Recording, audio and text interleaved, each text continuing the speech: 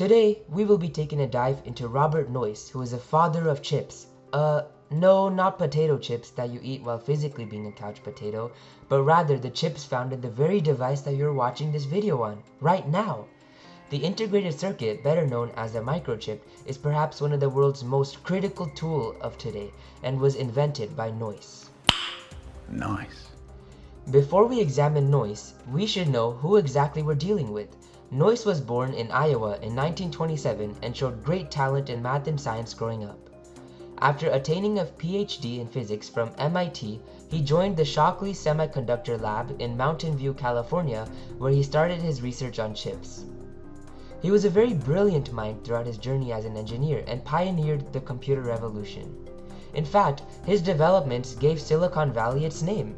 Among his accomplishments, he was awarded the National Medal of Science and of Technology. At his time working in Silicon Valley, Robert Noyce did a lot of research and learning. That's right, kids, you're never too good for researching. Shockley's Semiconductor Lab had given him the exposure to the computing world and, more importantly, transistors. He also studied Jack Kilby, who in 1958 created the first integrated circuit prototype by using germanium. In early 1959, Jean Hoerni invented the planar process, a crucial step for mass production.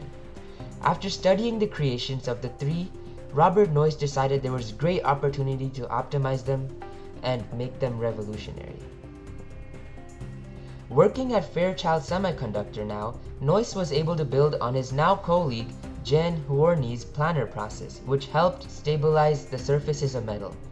He placed multiple transistors and their interconnections and replaced the germanium chip with one made of, you guessed it, silicon. After all, he isn't called the mayor of Silicon Valley for nothing. Through the end of his optimizations, he had created something revolutionary. He had created the monolithic integrated circuit, or the microchip for short, in 1959. These advancements had allowed chips to make many computers faster, smaller, and more reliable.